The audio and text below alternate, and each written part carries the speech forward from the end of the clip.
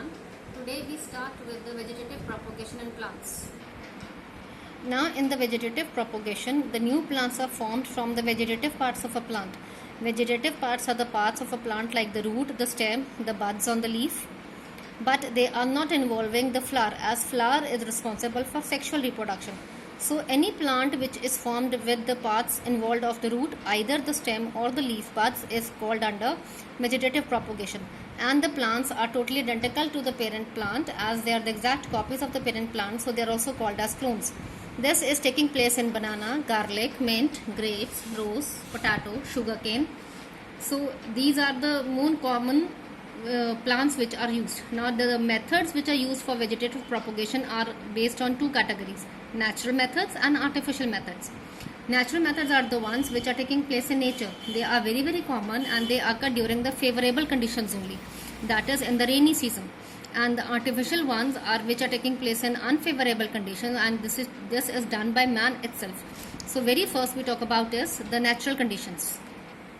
Very first we talk about is the modified root. Modified roots are the tuberous roots found in dahlia.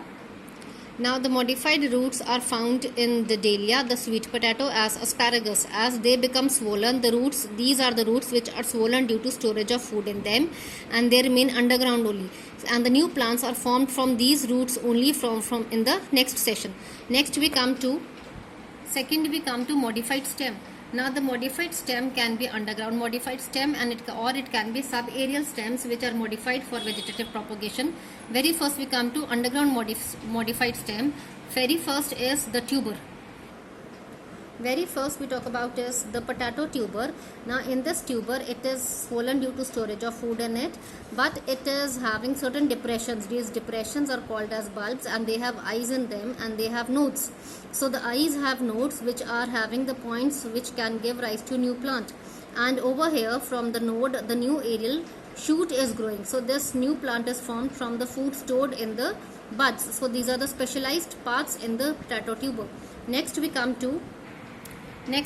to bulb. Now this bulb is a very short. It has a discoid stem which is reduced at the base, and from the base the adventitious roots are giving out. This is more commonly found in onion. We can see the onion we eat is the bulb, and it is having the fleshy leaves and the dry leaves. The fleshy leaves what we eat are the scaly leaves, and this is having the terminal bud and the axillary buds on the side which are giving rise to the plant. And the fleshy scaly leaves are swollen because they are having the food stored in them.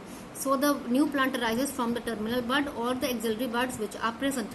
Next we come to rhizome. This rhizome is found in ginger and banana, sugarcane, turmeric, and this is the underground branched stem. This is the branched stem which is underground, and this is swollen due to storage of food in it. It is having buds in them, and the leaves are having scaly leaves. They are the scaly leaves, brown coverings which are found, and these are having the nodes, and the aerial shoots arise from the new plants from this only.